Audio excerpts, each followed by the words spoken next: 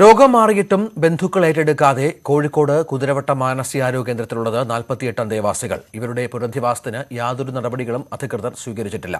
രോഗം ഭേദമായ അന്തേവാസികളടക്കം ഏറെ പരിമിതികൾക്കുള്ളിലാണ് കഴിയുന്നത്. മാനസികാരോഗ്യ കേന്ദ്രം നേരിടുന്ന പ്രശ്നങ്ങൾ ചർച്ച ചെയ്യാൻ നാളെ മുഖ്യമന്ത്രി ഓൺലൈനായി യോഗം വിളിച്ചിട്ടുണ്ട്. അസുഖം മാറിയിട്ടും 48 അന്തേവാസികൾ കുതിരവട്ടം മാനസികാരോഗ്യ കേന്ദ്രത്തിൽ ഏറെ ക്ലേശമനുഭവിച്ചാണ് കഴിയുന്നത്.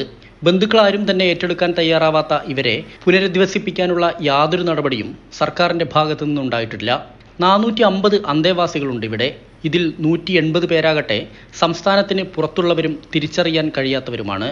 അടിസ്ഥാന സൗകര്യങ്ങളുടെ അപര്യാപ്തത ഒരു കാലത്തും പരിഹരിക്കപ്പെടാത്തൊരു ആരോഗ്യ കേന്ദ്രമാണിത്.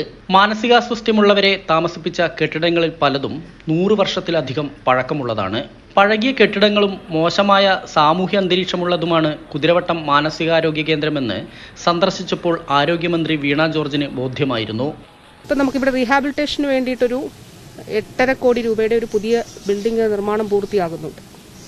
ഇതുകൂടാതെ സമഗ്രമായൊരു മാറ്റം അടിസ്ഥാന സൗകര്യത്തിലും അതോടൊപ്പം തന്നെ ഇതിൻ്റെ മൊത്തം ഇപ്പോൾ സെല്ലിൽ നിന്ന് മാറി നമുക്കൊരു ബിഹേവിയർ ICU എന്നതൊക്കെ ഉൾപ്പെടെയുള്ള ആശയങ്ങളിലേക്ക് മാറുന്നത് വളരെ അനിവാര്യമാണ്.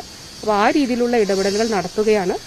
കഴിഞ്ഞ കുറച്ചു ദിവസങ്ങൾക്കിടെ കുതിരവട്ടം മാനസികാരോഗ്യ കേന്ദ്രത്തിൽ നിന്ന് 6 പേരെയാണ് കാണാതായത്. വനിതാ തടവുകാർ ഏറ്റുമുട്ടിയതിനെ തുടർന്ന് ഒരാൾ കൊല്ലപ്പെടുകയും ചെയ്തു. മതിയായ ജീവനക്കാരില്ലാത്തതും മാനസികാരോഗ്യ കേന്ദ്രത്തിന്റെ പ്രവർത്തനത്തിന് തിരിച്ചടിയാവുന്നുണ്ട്. S Vinesh Kumar, News 18, Kozhikode.